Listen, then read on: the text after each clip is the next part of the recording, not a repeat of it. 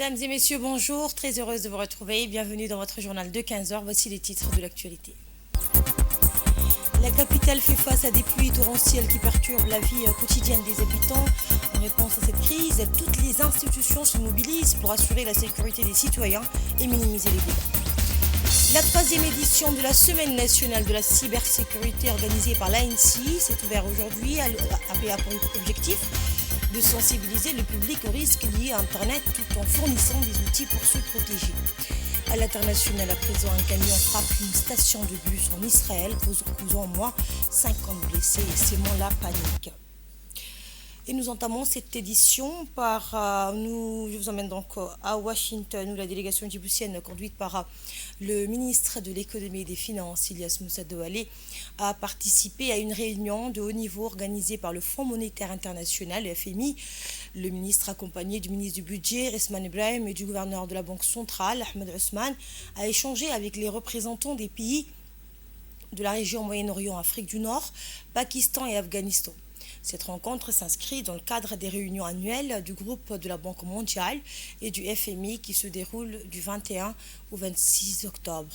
Dirigée donc par la directrice générale du FMI, les discussions ont abordé des enjeux cruciaux tels que le développement durable et la refonte du système financier mondial. Lors de son intervention, le ministre Ilyas Moussa Douale a partagé la vision de Djibouti concernant sa coopération avec le FMI en mettant en avant les défis économiques rencontrés par le pays. Il a souligné les limites des capacités de l'État face aux crises externes aggravées par des dynamiques géopolitiques et des mouvements migratoires entre l'Afrique et la péninsule arabique. Le ministre a décrit la situation complexe de la Corne d'Afrique et a exprimé ses inquiétudes quant aux répercussions sociales à cette crise. Appelant à une coopération renforcée avec les pays du Golfe, il a mis l'accent sur l'importance de former un bloc géopolitique avec la Corne d'Afrique pour élaborer des stratégies d'urgence et des programmes de soutien post-crise. Parallèlement et toujours à Washington, la délégation djiboutienne a participé à un panel sur l'identité numérique lors des réunions annuelles du FMI, offrant une plateforme d'échange avec des experts de la Banque mondiale sur l'implémentation de ce système à Djibouti. Ce projet, lancé en partenariat avec une société allemande, a rencontré divers obstacles depuis son initiation. Durant la session, une spécialiste du développement numérique de la Banque mondiale a présenté le concept d'identité numérique en soulignant ses avantages pour l'accès aux services publics et l'échange sécurisé de données. Elle a également abordé les exigences en matière de sécurité et de protection de la vie privée tout en mentionnant les défis rencontrés dans la mise en œuvre de ce système. Le ministre des Finances a réaffirmé l'engagement de Djibouti à assurer le succès de ce projet tout en exprimant ses préoccupations face aux obstacles actuels. Les experts de la Banque mondiale ont rassuré en annonçant des évaluations du système pour aider les autorités à prendre des mesures correctives. La ministre déléguée à l'économie numérique et à l'innovation, Mariam Hamadou Ali, a salué le soutien de la Banque mondiale pour ce projet stratégique et a partagé les progrès réalisés, notamment la solution e-cabinet. Le représentant de l'International Finance Corporation a quant à lui souligné l'importance de l'identité numérique pour le développement du secteur privé et a évoqué l'appui de son institution au secteur concerné. Cette rencontre a permis de renforcer les discussions autour de l'importance d'une identité numérique fonctionnelle pour le développement économique et social de Djibouti tout en consolidant les partenariats avec les institutions financières internationales. Je vous le disais à l'instant, pluie à Djibouti, mobilisation générale pour faire face aux inondations. Le ministre de l'Intérieur par intérim, Rassim Haroun Ali, a mené ce matin une visite d'inspection sur les principales artères de Djibouti, marquées par des accumulations d'eau suite aux récentes pluies. En réponse aux intempéries, les ressources des différents services de l'État ont été déployées. En première ligne, le service de la protection civile et la préfecture de la ville de Djibouti ont entrepris des opérations de pompage des eaux dans les zones les plus touchées. Les forces armées djiboutiennes, la gendarmerie nationale, la force nationale de police et les gardes-côtes ont également apporté leur soutien. Une répartition géographique des zones d'intervention a permis de coordonner efficacement les efforts pour évacuer les sinistrés et les mettre en sécurité.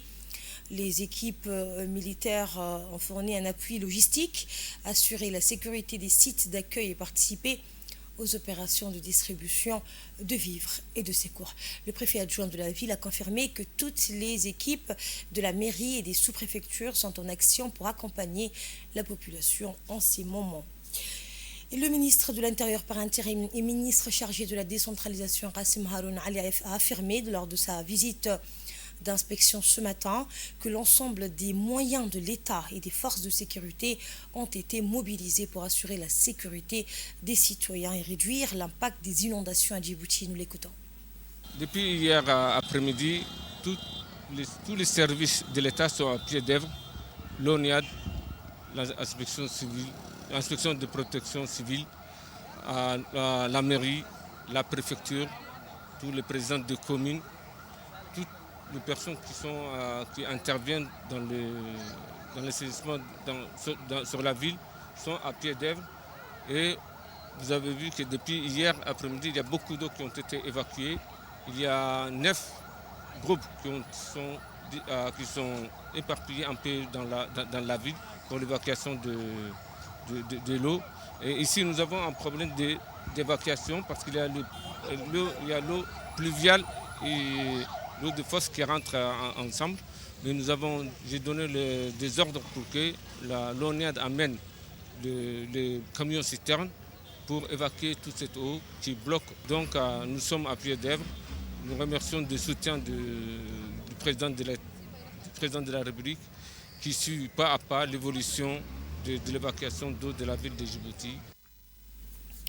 Autre information, le ministre de la Santé, Dr Ahmed Rabla, a présidé un atelier pour l'élaboration d'un référentiel national en matière de critères d'admissibilité des clientes aux méthodes et le renforcement des capacités des professionnels de santé en matière de contraception chez les femmes à risque, en contraception du post-partum.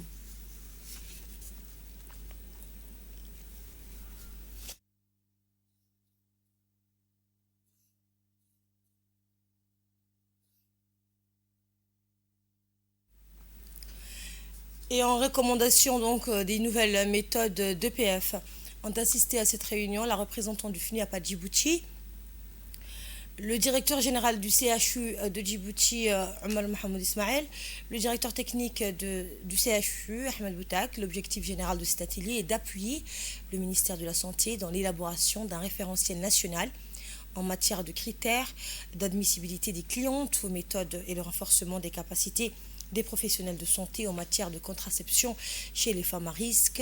Eh bien, la diversification de la gamme des méthodes contraceptives modernes et le repositionnement des méthodes de longue durée constituent des axes stratégiques pour le programme national de la planification familiale. Eh bien, le ministère de la Santé, avec l'appui du Fonds des Nations Unies pour la population, a entamé un processus d'amélioration de la qualité des prestations de planification familiale. Une délégation conduite par la ministre de la Jeunesse et de la Culture, Dr Hibo Momin Assoé, s'est rendue à Makarassou, dans la région de Tadjoura, plus précisément à Abourma. La délégation était composée du président du conseil régional de Tadjoura, Omar Hussein, de la députée Ouma Mohamed, du préfet adjoint Habib Jilani et du colonel Ali Shaham, de la représentante de l'UNESCO, et de Moussa, des chercheurs du CERD, d'un responsable de la Poste de Djibouti, ainsi que de nombreux hauts cadres de la NPC et du ministère de la Jeunesse et de la Culture. Ce site datant de la préhistoire livre sur près de 3 km de gravures rupestres une variété de thèmes qui traduisent la richesse des ressources naturelles dedans, en faune et flore, la stratification sociale et l'organisation d'une vie pastorale révolue. Il est actuellement un des plus importants sites préhistoriques de l'Afrique de l'Est. À travers cette expédition d'exploration, la ministre voulait constater de visu la richesse thématique du site en vue d'une 3e candidature de Djibouti au registre du patrimoine mondial de l'UNESCO. À travers cette candidature, il s'agit d'accélérer le processus de préservation et de sauvegarde de ce site et d'appuyer les études scientifiques et académiques local. Également, le guide, la personne qui est en charge de préserver ce site et toute la communauté d'Aboulma aussi qui a su préserver. On le voit aujourd'hui avec un site magnifique. Et j'aimerais assurer le ministère qu'on sera à vos côtés pour appuyer cette première candidature, Inch'Allah. Et c'est un grand plaisir et un grand honneur d'être là aujourd'hui. Et nous retrouvons l'appel à la prière. Restez avec nous pour le reste de l'actualité. Et prenons la parole, la ministre de la Jeunesse et de la Culture a indiqué « Nous devons préserver notre patrimoine historique car il témoigne de notre identité et de notre richesse culturelle. » On l'écoute. Content enfin d'être sur le site d'Aboulma pour apprécier de visu les gravures rupestres ici. Et je pense que c'est un site qui en vaut la peine de venir sur place, l'explorer, l'apprécier et voir aussi à quel point il y a besoin de préserver, de sauvegarder. Donc je pense que maintenant, on va passer le relais à l'UNESCO. Et nous espérons que mi-novembre, les experts vont venir et qu'en 2024, on va réussir ce gros projet d'inscription de ce site pour sauvegarde, préservation, pour études aussi. Donc aujourd'hui, on est tous là. Je pense que les institutions directement concernées sont là. Les experts et chercheurs du CERN sont avec nous. Le ministère en charge de la culture est là. Donc nous avons aussi la représentante de l'UNESCO, Idil, qui est avec nous ici, avec bien sûr les autorités de la région qui connaissent très bien ce site et son paysage. Et bien sûr l'armée qui nous a beaucoup aidés pour venir ici. Depuis 2014, ce projet est en cours. Donc maintenant, il faut vraiment qu'on puisse avancer et finaliser ce programme, ce projet, je dirais, d'inscription. Donc là, tout le monde est mobilisé, toutes les institutions sont mobilisées et nous espérons que ça va aller vers cet objectif primordial qui est de l'inscrire pour préserver et pour après l'étudier et le transmettre, tous les secrets que renferme ce pierre sur ce qu'était Djibouti à l'époque préhistorique et même beaucoup plus loin. Donc enfin on y est. Merci aux autorités de la région, merci au président du conseil régional, Omar, et au préfet. Nous avons le préfet adjoint qui est avec nous. Donc bravo à toute l'équipe. À l'Assemblée nationale, à présent, sous la présidence du député Kamel Hamed, la Commission pour le développement social et la protection de l'environnement s'est réunie ce dimanche pour examiner le projet de loi portant sur l'adoption de la stratégie nationale d'alphabétisation fonctionnelle des adultes pour l'année 2024-2029. Cette séance qui a rassemblé les membres de la commission s'est tenue en présence de Mme Mouna Ousmane Aden, ministre de la Femme et de la Famille, accompagnée de ses principaux collaborateurs. Et bien, au terme des discussions, le projet de loi a reçu un avis favorable, ouvrant ainsi la voie à son adoption lors de la prochaine séance publique de l'Assemblée nationale.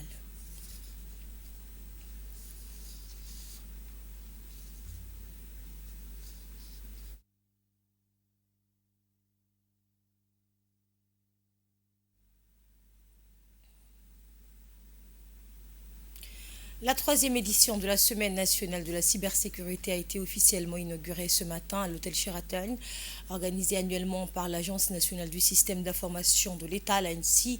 Cette édition a été ouverte par le secrétaire général du gouvernement, Al-Miss Mohamed Abdillahi, en présence du secrétaire général du ministère de l'économie numérique et de l'innovation, Abdallah Ibrahim Omar, et du directeur général de l'ANSSI, Mustafa Mohamed Ismail.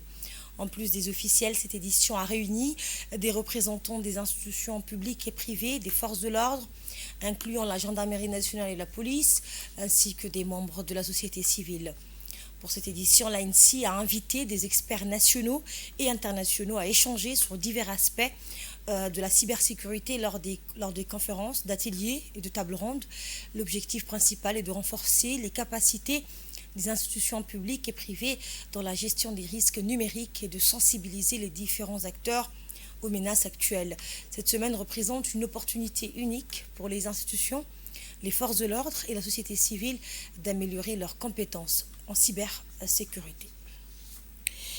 À l'ouverture de la Semaine nationale de la cybersécurité, le directeur général de l'ANSSI a rappelé l'urgence d'une vigilance collective face aux risques numériques. Il a insisté, vous l'entendrez, sur l'importance de renforcer les capacités nationales pour anticiper et répondre aux menaces.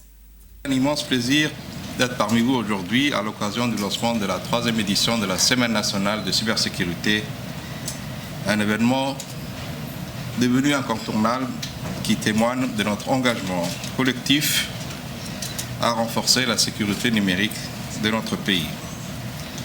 Cette rencontre représente bien plus qu'un simple moment de partage.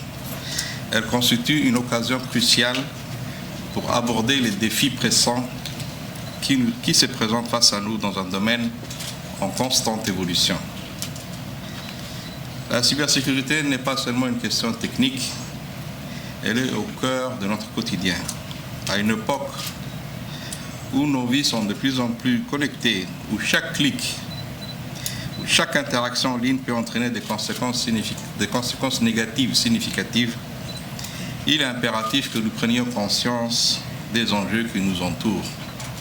La cybersécurité est l'affaire de tous, d'où l'importance de la collaboration entre les différents acteurs de la société, gouvernements, entreprises, sociétés, organisations non gouvernementales et citoyens. Chacun d'entre nous a un rôle à jouer dans la protection de nos données et de nos vies privées. Dans cette semaine, nous avons convié des experts nationaux en majorité, mais aussi des experts internationaux pour aborder divers aspects de la cybersécurité à travers des conférences, des ateliers et des tables rondes. L'objectif est de renforcer les capacités de nos institutions publiques et privées dans la gestion des risques numériques et sensibiliser les différents acteurs aux menaces actuelles. Dans cette semaine, l'ANSSI est fière de lancer officiellement un livret intitulé « Licence Internet » réalisé en collaboration avec le ministère de l'Éducation nationale et de la formation professionnelle qui vise à fournir aux jeunes générations un cadre éducatif sur les bonnes pratiques numériques et à promouvoir un usage sécurisé et responsable de l'Internet. À cette occasion aussi, nous aurons le plaisir d'annoncer le lancement de la plateforme CyberSafe, dédiée au signalement de contenus illicites. Et cette plateforme, développée en collaboration avec les forces de l'ordre, le ministère de la Femme et de la Famille, que nous remercions au passage, a été conçue pour offrir à tous les citoyens un moyen rapide et sécurisé de signaler des contenus inappropriés ou illégaux.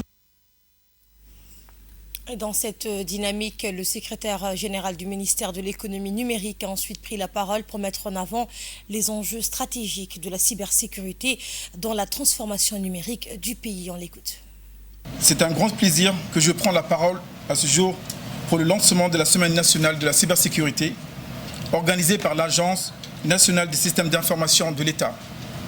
Cet événement, désormais essentiel dans le paysage numérique de notre pays, et qui a pour objectif de sensibiliser l'ensemble des acteurs de la société aux enjeux croissants de la cybersécurité. En effet, nous vivons dans un ère où la digitalisation rapide de nos activités transforme profondément nos modes de vie, que ce soit dans les entreprises, les administrations publiques, les écoles et dans notre quotidien en tant que citoyens, nous sommes tous de plus en plus connectés. Si cette connectivité offre des formidables opportunités de développement économique et social, elle nous expose également à de nouvelles menaces. Le ministère délégué chargé de l'économie numérique et de l'innovation portera au niveau du gouvernement la stratégie nationale de la cybersécurité au mois de novembre prochain. Les cyberattaques, les fraudes en ligne, la manipulation des données sont des réalités auxquelles nous devons faire face. Ces menaces ne ciblent plus uniquement les grandes entreprises ou les institutions publiques. Aujourd'hui, chaque utilisateur Internet, chaque organisation, quelle que soit sa taille, est vulnérable. Il est donc impératif que nous agissons ensemble pour bâtir un environnement numérique sécurisé, résilient et fiable. Et enfin, le secrétaire général du gouvernement est intervenu pour rappeler la responsabilité collective face aux menaces numériques croissantes, en soulignant que la cybersécurité est un pilier essentiel pour la souveraineté nationale et la confiance des citoyens. On l'écoute. Nous vivons une époque de transformation rapide où les technologies de l'information et de la communication, en particulier l'Internet, ont définitivement redéfini la façon dont nous interagissons. On redéfinit la façon dont nous travaillons. On redéfinit la façon dont nous échangeons.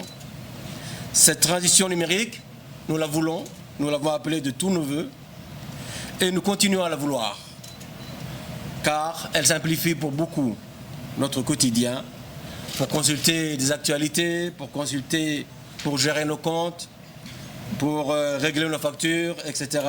Donc tout peut être fait maintenant online et les bénéfices sont extrêmement nombreux. Les technologies de l'information sont donc au cœur des services publics, de l'éducation, de la santé, des services financiers, de nos administrations. Elles jouent donc un rôle dans l'amélioration de notre quotidien, dans la gouvernance publique et donc dans notre vivre ensemble. Les avancées que nous réalisons dans le domaine du numérique, elles peuvent paraître suffisantes comme elles peuvent paraître insuffisantes.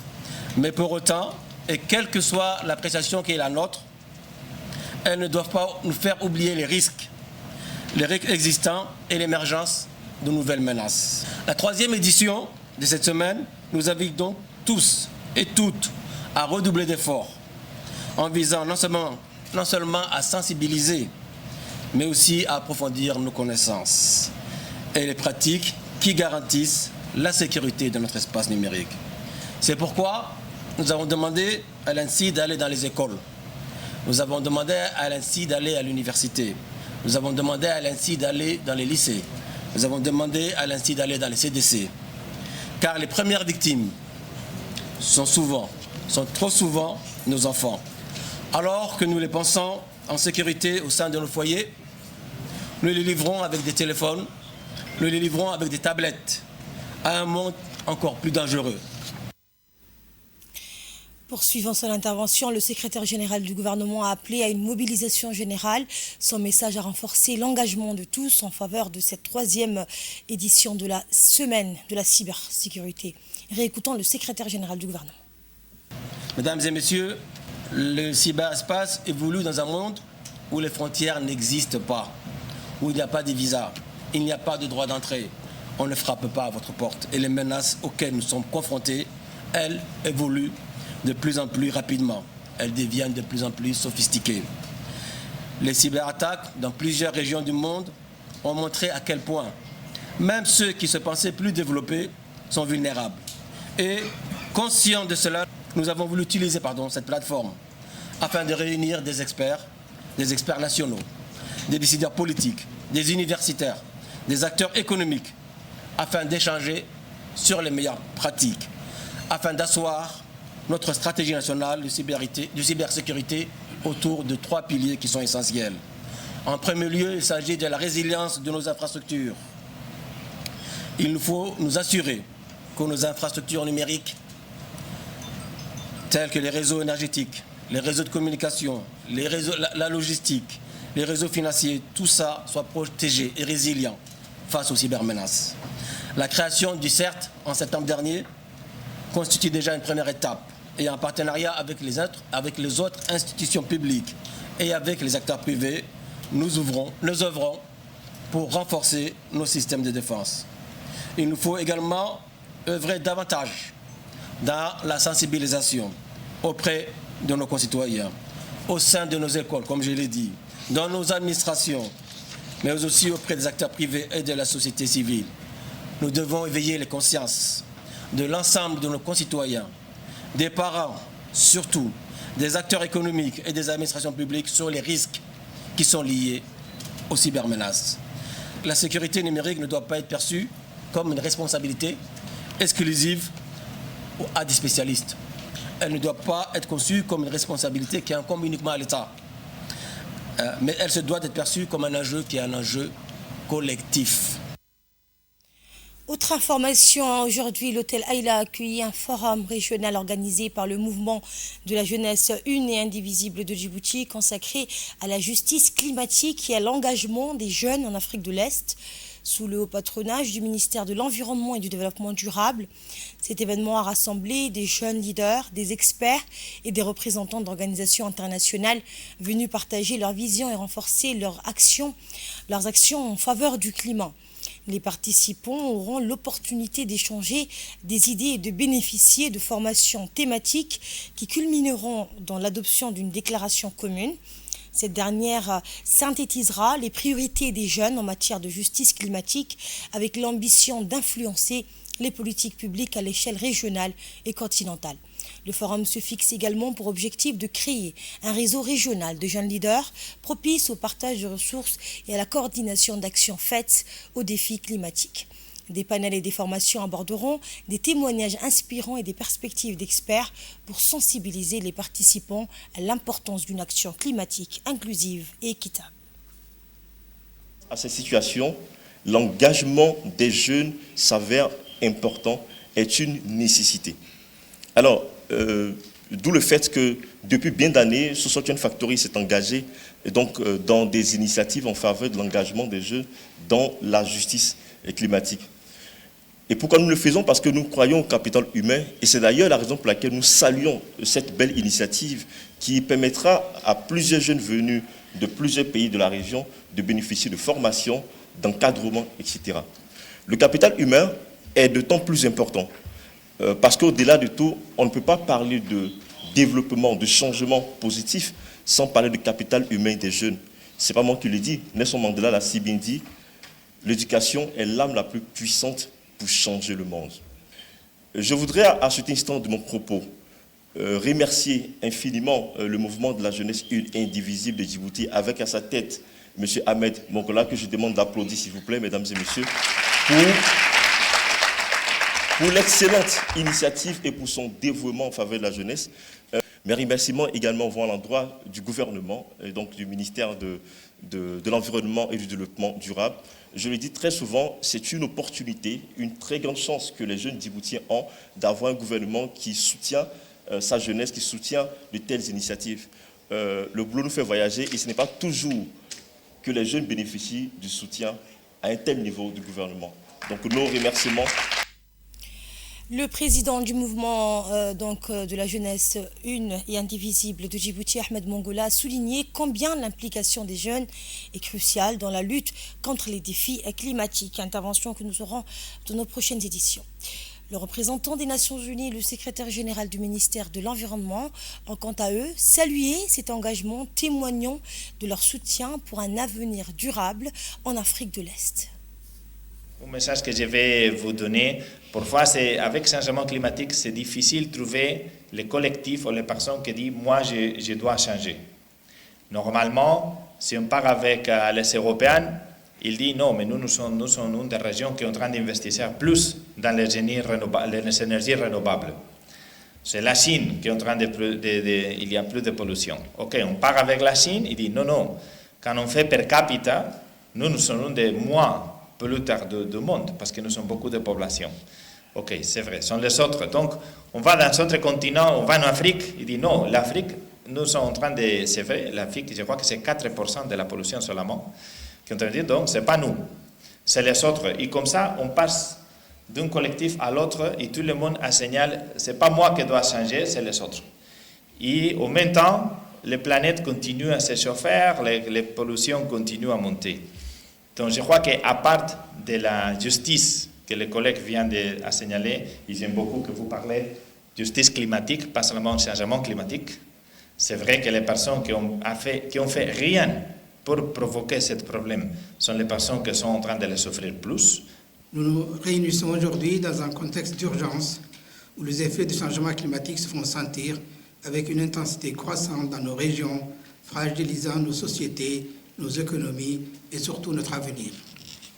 La crise climatique que traverse l'Afrique de l'Est est sans précédent. Nos communautés sont confrontées à des sécheresses dévastatrices, à des inondations qui ruinent des vies, des terres et des moyens de subsistance, exacerbant la pauvreté et les déplacements massifs. En tant que secrétaire général du ministère de l'Environnement et du Développement durable de Djibouti, je suis conscient que notre combat est de taille. Il s'agit de protéger notre planète, nos ressources, mais surtout nos populations les plus vulnérables, en particulier nos jeunes qui hériteront du monde que nous construisons aujourd'hui.